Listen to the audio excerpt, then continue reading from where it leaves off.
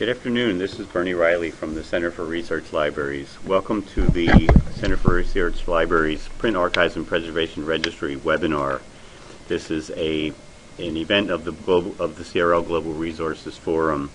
CRL supports information or supports informed collection management in the transition of major research libraries from print to digital or print to hybrid collections. CRL established its JSTOR archive in 2001 early on, and in 2003 CRL organized the PAPR conference, Preserving America's Print Resources, which was a national level conversation about the archiving and long-term management of print collections, of legacy print collections.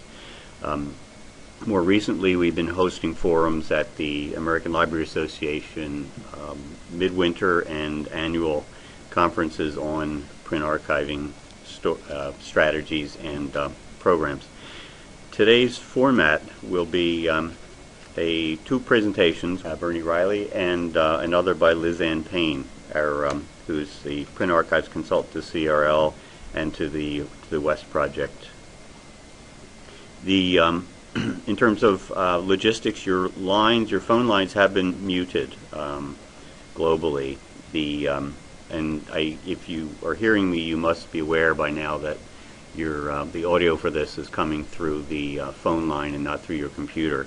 If you're not hearing me, there's probably not much I can say to help things. But the audio is coming over your phone lines from the call-in number, and the visual is coming through your computer. We are recording this webinar, both the audio and the PowerPoints, and those will be available as a video presentation on this CRL website within a week or so of this presentation today. So if you want to relive this experience, just check out the CRL website in a few days. The agenda is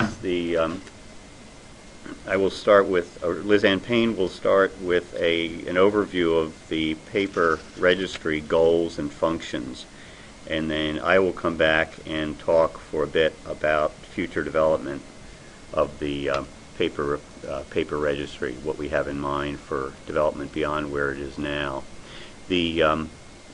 Since we did mute your lines, you can't speak to us over the phone, but we have about over 100 people registered for this webinar, so we didn't want to unleash chaos. But you can, and we welcome you to participate or to comment or ask questions by chat. There will be a question and answer session at later in the program. So now, Lizanne Payne will talk to you about the PAPR goals and functions. Hi, this is Lizanne Payne, and as Bernie said, I'm going to give an overview of the Print Archives and Preservation Registry system that CRL is developing. The Print Archives and Preservation Registry, cleverly known as PAPR, has basically two sets of functions, and the goal for establishing a system like this was to create an aggregated place where information can be collected and searched and displayed about print archiving programs, or shared print programs as they're more frequently coming to be known, and also to aggregate information about the specific holdings that are being retained under those programs. In addition, PAPR will provide a collection analysis service to support the efforts of individual consortia or programs, groups of libraries coming together to compare their existing holdings and prioritize materials that should be archived. The PAPR system is being developed in a development partnership with the California Digital Library, and we are currently working with CDL on a project defined as Phase 1, which has been in effect through 2011 and will end in mid-2012. The research group from Ithaca SNR, has also advised CRL on some aspects of the project. And the PAPR Phase 1 that's currently in development is is focused on journal holdings, and in concert with the Western Regional Storage Trust, the WEST project, as sort of the primary alpha test site, we will be loading archived materials archived under that program, and also archived.crl under its program, and a handful of others during this phase 1. As I mentioned, there are two primary components of paper, and they have two different means of access. The paper knowledge base is a database of information about the programs themselves and about the titles that they hold, and that information is going to be available through open searching of that database through the CRL website. That's intended to be an interactive online searching of the paper knowledge database. The collection analysis service, on the other hand, is a customized batch processing of holdings to compare for overlap and other consortia supplied criteria, and that service will be provided as a function of membership in CRL's Global Resources Forum program. So that's not open access in the way that the searching of the paper knowledge base is. The source of the archived holdings data for paper will be MARC holdings records supplied by the participating libraries, and they will be provided using the Print Archives metadata standard that's being developed by several libraries in concert with OCLC in a pilot project to define a standard way to record print archiving commitments in MARC records. I'm not going to go over each individual tag and subfield, but I just wanted to give you an overall idea of how it's intended to work. That in the OCLC Print Archives pilot project, we've defined certain contents of MARC holdings records that will be used to record information about the print archiving agreement that was applied to a particular title. So for each title that's being archived, there would be one MARC holdings record supplied that would indicate, that would include these kinds of fields, the ISSN if there is one, the original ownership and history, the location of where this item is being retained and archived, and information about the holdings. The most specific information will be contained in a 583 action note, and the proposal under this pilot project is to request libraries to provide at least one, and depending on the circumstances, 2 or even 3 583 action notes in that one local holding record. The minimum is to include a 583 that describes that this title has been committed to retain, committed under a retention agreement. For programs that also validate journal runs for completeness, we're asking that you also include a separate 583 that describes the completeness review and reports any gaps that were found. And if the program also requests that items be validated for condition, meaning a condition review, a condition assessment was put in place for that item, that would involve another 583 to report the results of that condition review. So this is just some examples of the kinds of data that would be held in the 583, and so if we can develop this de facto standard or best practice to record this information in a common way, then that sets the stage for being able to compare archived holdings across the board at a network level through a system such as paper or WorldCap. Now, at this point, I'm going to switch over and show you live demo of the Print Archives Registry, and this is a demonstration of the database as it's currently been developed. It is a test file. The information that's in here is what has been entered in a test mode. So please forgive me if there are certain things that are not quite accurate about your particular program if I've used one of your programs as an example. And this going back to the two components that I described earlier, this is the online searchable knowledge base that would be available openly through searching a website available through the CRL website. So the online paper knowledge base has two components. One component is the directory of programs and consortia and libraries and facilities that are involved in print archiving. And the other component is the database of the archived titles themselves. And this is just an overview screen of the kinds of searches that you can do to display the titles. And I'll show that again in a little bit. Within the directory, which is the descriptive information about programs and entities that are doing shared print, there are four different components. There are individual programs, and as you see, I've put in a few examples here. This is not by any means an exhaustive list at all. It's just the test list. And at the bottom, for instance, you see the Western Regional Storage Trust, and here in the middle, the CRL JSTOR project, and a couple from ACERL, CIC, Shared Print Repository, and so on. You can also search and display information about consortia that are involved in print archiving. Consortia is viewed as a different kind of information than programs because an individual consortium can have more than one print archiving program, as for example ACERL does. It can also be used to display information about individual libraries that are involved in these programs and about the facilities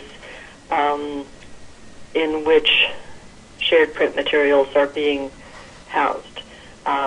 They don't necessarily have to be separate high-density Harvard model facilities or ASRS facilities. These examples tend to be that, but it's mostly just meant to provide a way to look at the locations where materials are being housed.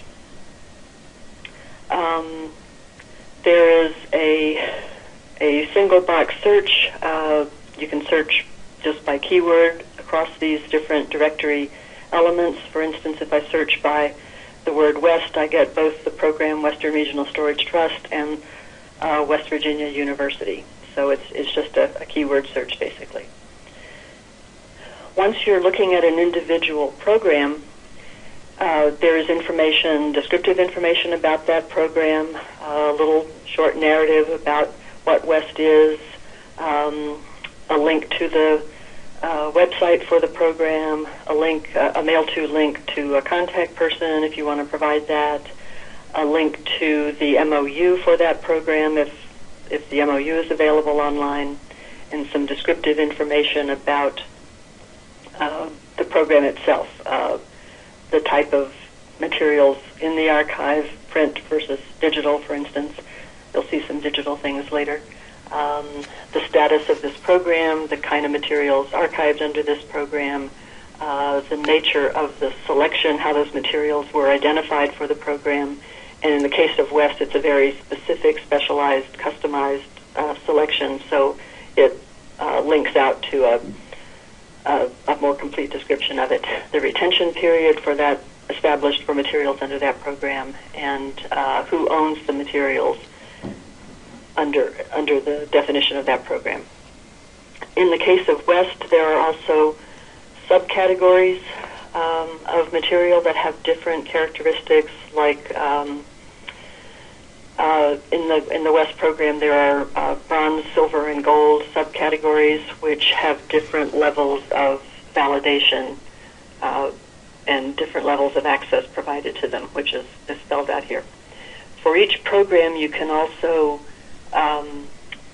see the consortia that are participants in that program and the libraries that are participants in that program. For instance, in the WEST program, one of the consortia is the California Digital Library, which represents the 10 University of California campuses. And so there's some just very brief information about that with websites and contacts as related to print archiving, not necessarily to the consortium as a whole. And then here, because I'm looking under the definition, the directory information for a consortium, I can see the consortia that are related to that, I mean the libraries that are related to that consortium. For example, here UCLA is a member of the California Digital Library Consortium, which is also related to the WEST program. For any one library, you can also track through to see what shared print storage facilities that library is related to.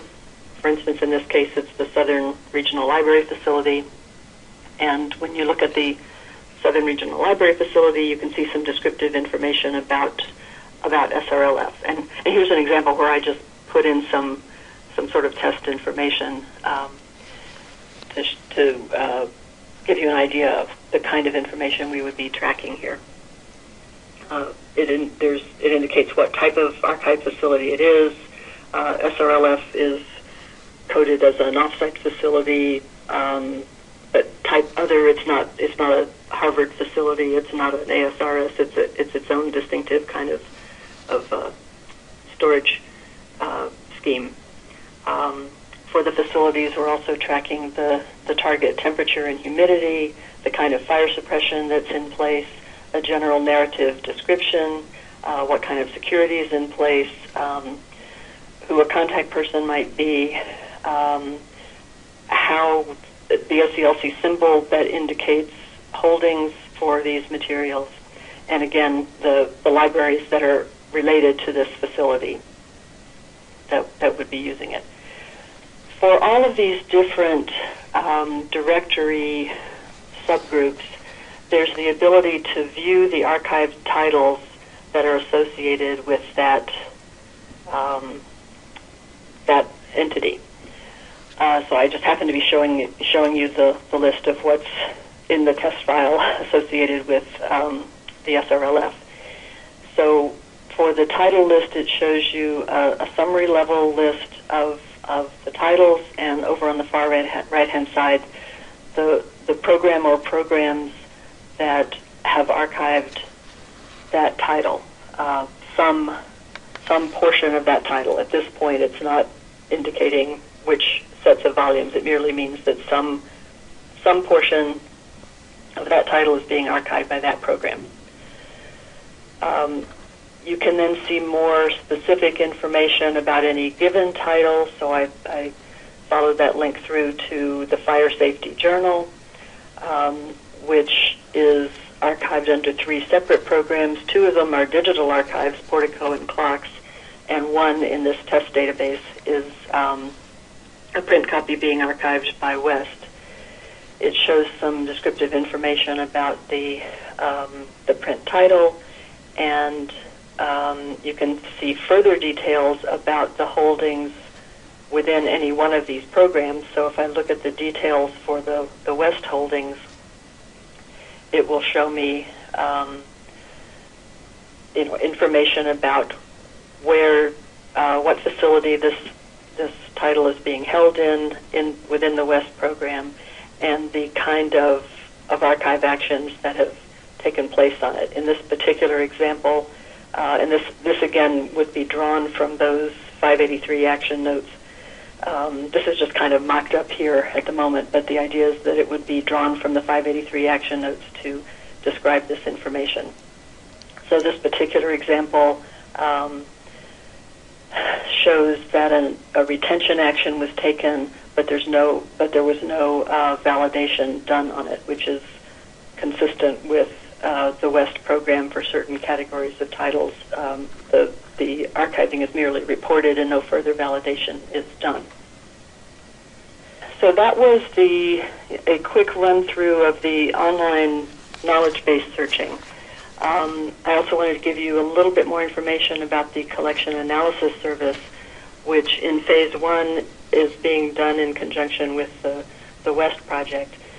But the basic structure of the collection analysis service is to ingest holdings that the libraries would provide, compare those against other archived titles and holdings, and produce archiving proposals and deselection reports. So the basic idea is multiple libraries in a group would provide their journal holdings records and take in, and paper would then take those in and apply additional factors to them. The kinds of data that's used in the collection analysis is both the raw holdings from the participating libraries, the archived holdings from the existing paper knowledge base, some additional information about titles drawn from the Ulrich's XML data, which provides some sort of some additional canonical information about those titles, and also bringing in information from digital archives like Portico and Clocks to bring those to bear against the library holdings. And over on the right side is just sort of a generic box for program criteria, because most print archiving programs have somewhat different selection criteria for things they want to prioritize in their particular program, and those need to be coded into the system and as sort of a customized comparison logic. And then the outcomes or outputs of the paper collection analysis service would be reports proposing, given that program's criteria and the other inputs, proposing which titles and which participating libraries would be the top priority archives to pursue, and also would produce a comparison report for libraries that would not be the archivers going forward, but their holdings would have been compared against the other archived holdings, so that a deselection report, which is a list of candidate titles that they might want to consider deselecting because they are already being archived by someone else. In the West case, where we have just recently gone through the first round of collection analysis of West for the upcoming archiving cycle, we ingested a rather huge number of records across the fall. 83 West members out of the 103 total provided more than 2.3 million records, journal holding records, to be ingested and compared. And so those were all ingested into paper, and using the West-specific criteria, these titles were grouped into journal families, meaning it sort of establishes the chain of former titles and current titles using data provided from Ulrich's, and then grouped them into different West title categories based on the risk criteria, like is there a digital preservation copy analog for this title, or at the other end of the extreme, is this a print-only title that has no digital analog whatsoever, and therefore no other option to get the content any other way. And so we we produced a whole sequence of reports out of paper for West to do raw overlap analysis. How many duplicates of these titles were there across those 83 libraries? We estimated, the system estimated the deepest back file based on a pretty generic algorithm about the earliest date compared to the latest date and proposed archive holders for these materials. So West is in active, paper is in active use within West, and we're getting to the final stages of the phase 1 paper development. The plan has been to provide the online knowledge base directory and searching that I demonstrated earlier by June of 2012, or maybe a little earlier if we can get some of the a bigger set of archived holdings into it. That's really the primary holdup at this point. We don't have enough data to put into it quite yet. And we will be completing the deselection reports and the gap and condition reports, where we'll be able to generate a report that says, for these titles archived in West, this is what the libraries have reported as missing volumes and condition problems that we'd like the other libraries to fill in. The plan is to have the paper collection analysis service will start to be available after June of 2012, and there will, as I said, that's going to be a sort of customized agreement with individual programs to see what kinds of collection analysis they would need.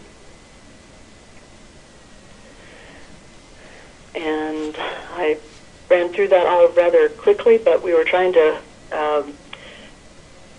describe the current paper system and some future development plans, and then open it up to you all with plenty of time for questions. So at this point, I'll turn it over to Bernie to talk about plans for future paper development. Thanks, Lizanne. That's a good overview of the paper registry and the stage that it's at now. I'm sure there are probably a ton of questions that people would like to ask, and there will be time to do that. Let me just sketch out for you where we see going from here with regard to the paper registry and to the surrounding resources. The basic time, the general time frame for this development is August 2012 through June 2013. Gives us all time for a summer vacation this summer, and it gets us done before ALA the following year. This time frame could change, but this is what we're working at this point. There are a number of goals that we've set, and these goals are really more along the lines of desiderata at this stage. We're learning a lot through watching West use the registry and the functionality of the database, and we're learning a fair amount through our conversations with other consortia like ACRL and CIC and others that are doing print archiving and the kinds of things that they need. These what I'm going to talk about are not specifications for the Phase 2 database, but more desiderata, things that we would like to see, things that we think of would be useful, things that we think would be needed by the library community, by consortia, and by individual libraries that are thinking their way through the massive strains of big print collections and thinking through their way forward in focusing on their resources on the things that are the most important to them. We asked Roger Schoenfeld from Ithaca to do some work for us, and Ithaca did a study for us. They spoke to a lot of people that are engaged in the big print archiving, or at least the big visible print archiving efforts, and they spoke to a lot of collection development and collection management people that we identified, that CRL identified for them. What we asked them to do was to get a sense of what kinds of tools people need to help them make informed decisions about long-term collection management. Not necessarily retention, not necessarily disposition, but or deselection, but long-term collection management, strategic management of print materials, particularly in the area of serials.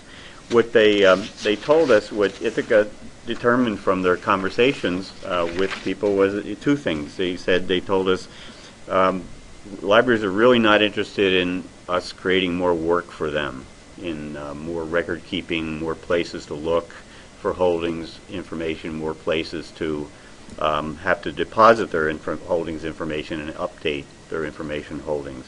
They really are looking for things that will work, that will make life easier for them rather than harder for them, and that's a vast oversimplification. But essentially, what they were saying was that if people have what they need in OCLC WorldCat, don't try to duplicate that. Don't try to replicate that anywhere else. If people have what they need with local tools, don't try to replicate that anywhere else either. So essentially, don't. Basically just try to make the whatever we develop as useful as possible and as easy as possible.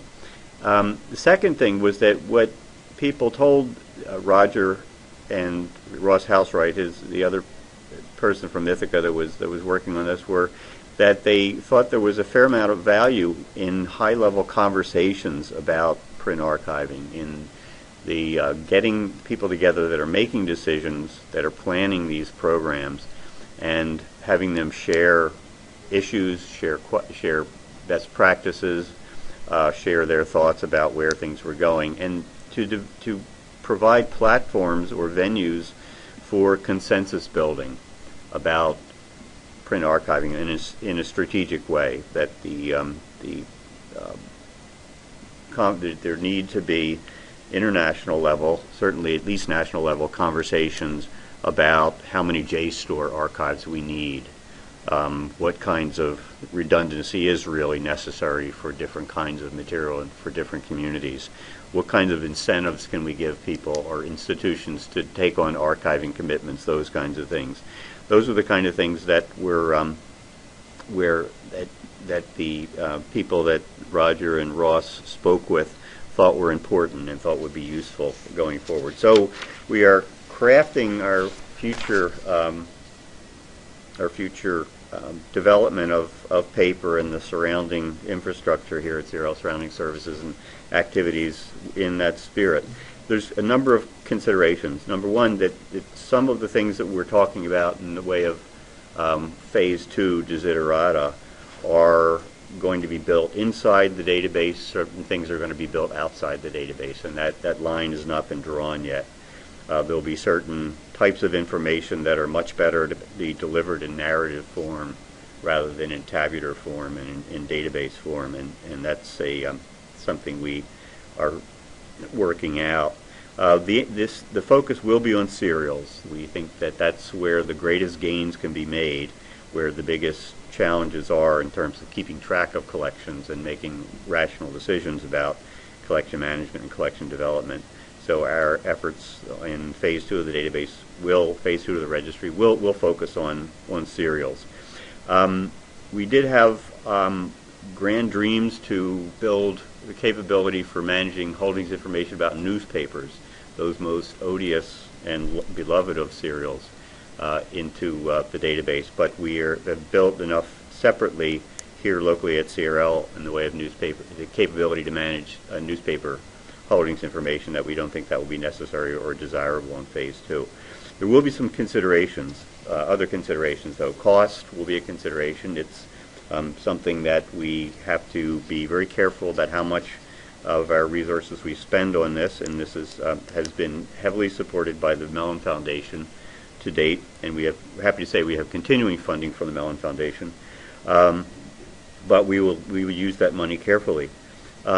We also, another consideration will be the availability of data. To what extent will institutions that are willing to be archived or interested in knowing who's archiving be willing and able to contribute their data, their metadata, their holdings information? That's historically been a challenge with OCLC, is having institutions keep their holdings information granular and keeping it up to date. So that's we need to make that as easy as possible. We need to make that as appealing as possible. So we need to build incentives into this for that. One other factor will be OCLC's plans, how OCLC will build out the 583 field, how that pans out, because that's a critical piece of this infrastructure, and also to what extent OCLC will build things that will support print archiving decision making. And be assured that we are in discussions with OCLC about that. We're both eager to build on each other's resources and build on each other's achievements. So the other consideration finally is WEST's needs. WEST is the organization or the print archiving effort that's used this database to date, and that is whose needs have also informed the development of this. They're really our test case for this. They're our multi-headed guinea pig, so to speak, on this. And we've learned a lot from what they've gotten out of the database, and we'll continue to look at what they need to be able to as we develop the database further. So, the first among the goals, we would hope to build into it holdings information for a more diverse population of archive builders and archive programs. Right now, as Lizanne pointed out, most of the information in there is holdings information in there, and information about the programs is West Libraries information. CRL is working closely with land-grant institutions and agricultural libraries, with law libraries, and with the independent research libraries in North America to plan long-term management of serials collections, particularly historical serials. CIC and ACER both have active print archiving programs that are developing, and so information from those organizations and information about the types of holdings they have will be important. We need to be able to accommodate non-MARC standard data sets or non-MARC format data sets. There's a range of non-standard data sources out there, or a range of sources of non-standard data out there that we feel are desirable to have in the paper database, and we'd like to be able to work that in. Non-ISSN titles that don't have ISSN numbers. Speaking of non-standard, we're looking at a lot of historical serials and government documents that don't have ISSN numbers, and those need to be accommodated. There are certain capabilities for accommodating those under Phase 1 paper, but this is something that we would like to expand in the next phase, the next go-around. Next, granular information on the scope of holdings, or I should say more granular information on the scope of holdings. We would like to be able to accommodate volume and issue level archiving information that does reveal the gaps not only of archiving of whole titles, but gaps within titles, and in a very fluid way. And so it's, especially since a lot of these titles are very, very long runs, it'll be important to be able to accommodate information that can help us zero in on a place where maybe 3 volumes or even 3 issues are missing. That would be a terrific thing as time goes on. And then we would use that as, in the comprehensive, we would use that kind of data in the sampling of Portico and Clocks and the other digital repositories of material. Title publishing history. We would like to capture more information that's generated by the digitization of some of these serial collections.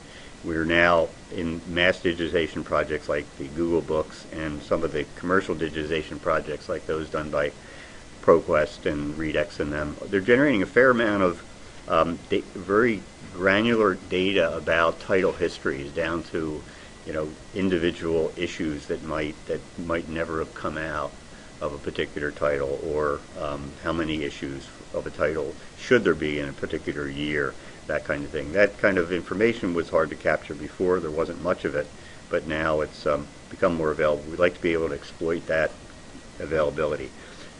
We also would like to have more information about physical characteristics of particular titles, like the fragility, or the size, physical size, or the whether there's what frequency of illustrations or fold-outs. Those are some of the features that were built into the what to withdraw tool for JSTOR. And then more information about archive conditions. What information can we gather about storage at the local level, including the last time a shelf was read, or information even possibly about circulation of materials that are held as archives, those kinds of things, beyond the facilities level information. So, beyond the database, those were the things that we would like. Those are our desiderata for phase 2 of paper development. We think that these are the kinds of information that will be more important as we get down to fewer and fewer numbers of copies of materials, as we deal increasingly with historical materials, as we get beyond the current scholarly literature or the more recent scholarly serials and journals, those kinds of things. So the beyond the database, CRL has been for throughout its history really a collection development and collection management community. It's been a organization that has brought communities of interest under its organizational umbrella to develop collections. We develop large collections of newspapers. We develop comprehensive collections of things like official gazettes, those kinds of things. And these were all done by the parties, the people at the libraries within the CRL community. The area microfilm projects and the global resources projects are more recent examples of those as well. These are communities of interest that are organized around particular collecting areas and collecting efforts. We see print archiving as a similar kind of thing. Our role is not exactly the same with regard to print archiving as it was with, and it has been with, the area studies projects and some of these individual collection development projects, but the spirit is the same. We feel that it's important for us to see paper, the database, and the registry in this activity in the context of the larger CRL support for collection development and collection management decision making. Those support includes forums for policy and strategy discussions.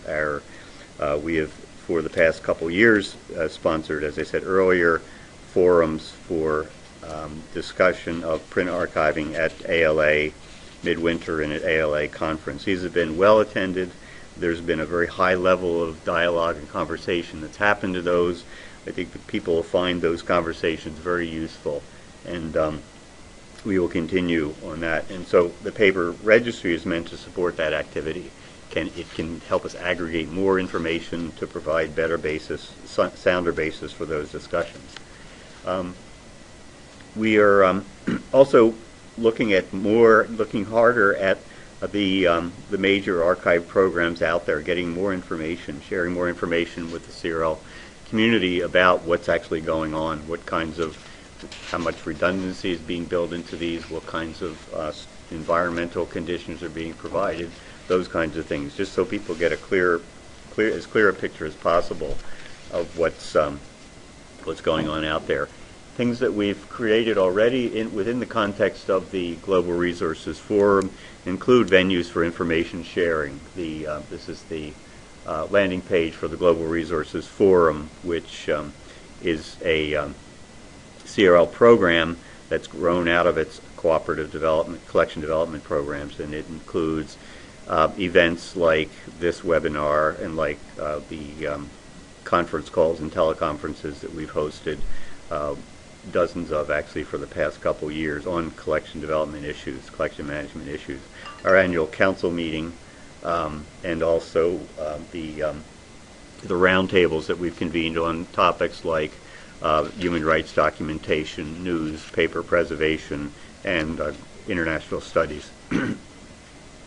The part of this forum also are the assessments of repositories that we've developed. This one is the Portico profile. The Portico profile is basically a summary or an assessment of the Portico service for electronic journals preservation, digital preservation of electronic journals. We think this information is important for people making decisions about print archiving. We're registering, the West database registers the presence of journal titles in Portico and in clocks, and these profiles are designed to give you more kind of descriptive narrative information about Portico, HathiTrust, and we're also working on Scholars Portal, and may do an assessment of clocks this year. Analysis of the major databases, what other consideration in making decisions about print archiving is what's available electronically in the way of serials. It makes it a lot easier to dark archive something if it's available electronically. Just try dark archiving something that's not available electronically. You raise the ghost of Nicholson Baker. So those are the contexts within which we are developing the paper database and registry, and those activities. Those are the kinds of activities that are shaping our further development of it. We do have time now for some questions, and we invite your questions, we invite your thoughts, we invite your ideas. We hope that you'll do that by chat. As I said earlier, we have a lot of people on the call or who are registered for this and who are in attendance. So I'm sorry to say we can't open the phone lines. There would be an enormous amount of feedback. But I invite your questions. Please use the chat function. I'll just read a couple of the comments that have come in. The ACRL has discussed filling in gaps, but they're really hung up with state laws that they're statutory and obstacles to redistributing state government documents, and that's a problem that I'm not sure we can do much about at this point. I think there's some work being done now on the federal level about requirements for federal document repositories, but we think that we don't focus this activity again on just deselection though, or just redistribution. To some extent, this information should be useful, and these discussions should be useful for decisions about more sensible maintenance of these collections, even within the institution that they're already in. We have, in the course of our discussions, talked with the ACRL group and seen the tool that they've developed, which is an online, essentially an online utility for offering surplus or duplicate or unneeded federal government documents at the item level, and then also for institutions to be able to claim those documents at the institutional level. So it really is a terrific tool for helping to rationalize the distribution and management of the government documents. There's a question to Lizanne about how will the collection analysis service be priced when it's ready. That's a good question. It's a question we don't have an answer for at this stage. Right now, what we can say is that the collection analysis will be available as a benefit of CRL membership.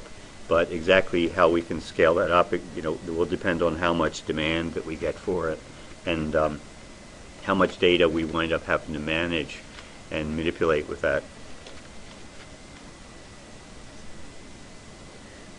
Okay, someone typed in a question about the proposed 583 tag, and I wonder, Lizanne, if you could just say a few more words about that.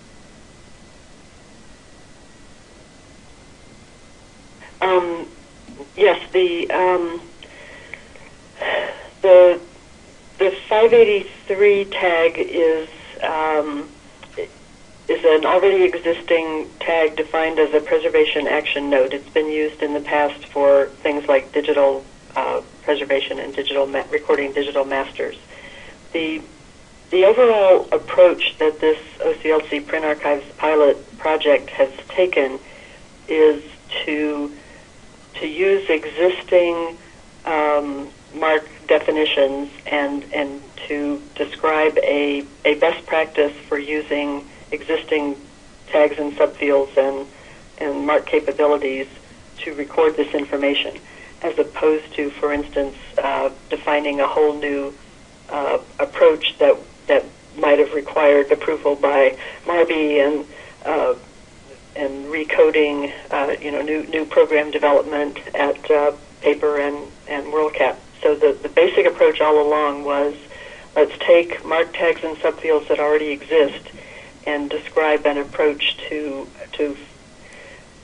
fill those tags and subfields with print archives data in a consistent way. So the 583 is one part of a MARC holdings record that we would ask print archiving libraries to provide, but it's the single tag that contains the most detailed information. So we've come up with, let's see if we go back a few slides in the presentation, there's a slide that gives a little more detail about the 583. We have defined existing programs, existing subfields to be used to record information about the archiving, like what program is it, what kind of validation was done, what were the results of that validation. These are the primary subfields. There are a number of other subfields available for use in the 583, and some of them apply to the print archive status, and some don't. But these are basically the ones we are asking libraries to provide. And the primary subfield, the $A action note, would be one of these three choices.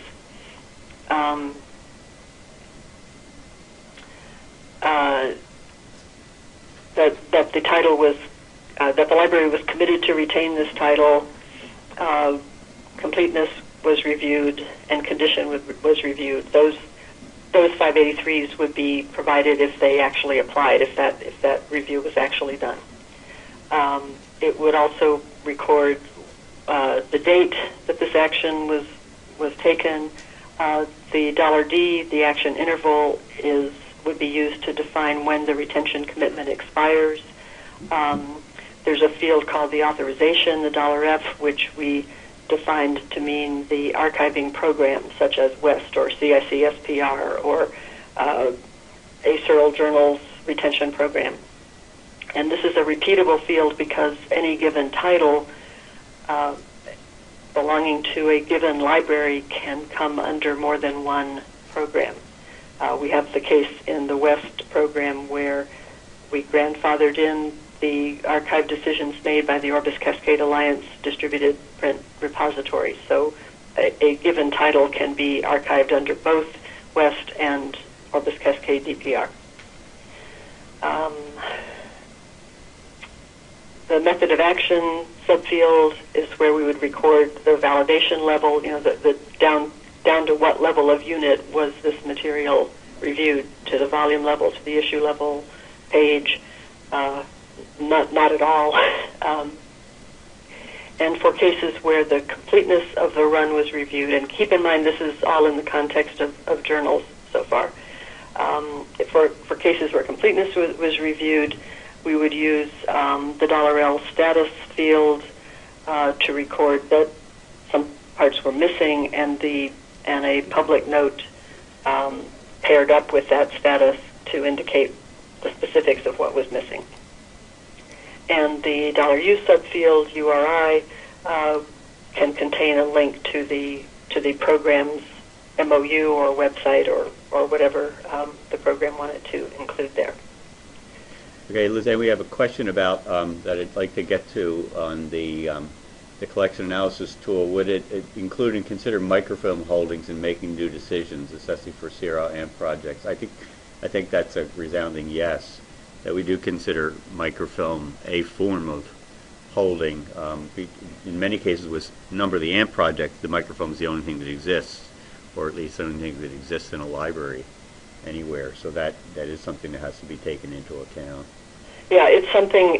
That's an example of something that individual program of a program criterion. Some programs might want to compare against that. format and others not. And so that's part of but it's definitely valuable information to bring into paper. It's not present in the current phase 1, but it's an example of the additional kinds of information available in the universe to be brought to bear on these print archiving decisions. We in discussion about the 583 field, there are going to be some things you can do in a field, and in a field in a database, but there'll be other kinds of information you can only impart in a conversation or a meeting, and so we right. can't build into the database, or what we decide not to build into the database, if may be handled through the actual human forums. So there'll be machine-handled data and there'll be human-handled data, and the Global Resources Forum is designed to provide the kind of the human, the event-based knowledge part of the event-based part of the knowledge base. It's that will augment the what we can actually build into the database. So.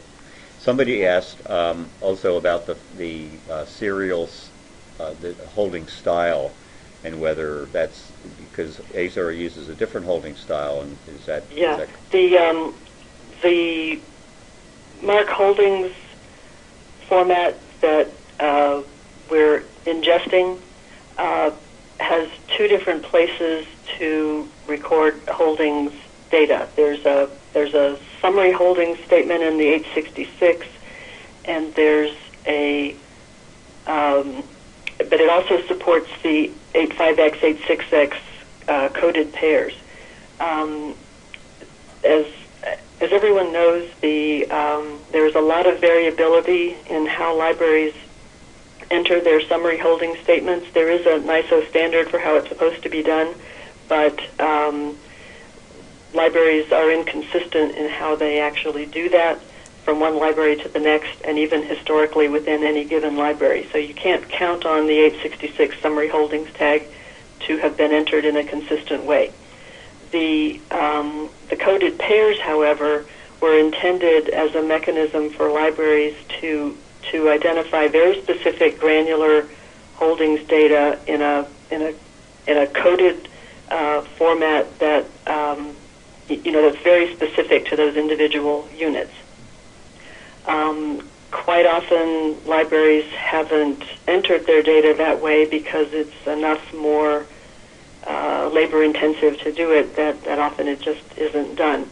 But in the cases where it has been done, and that data has already been entered in a granular way, then it's there and usable.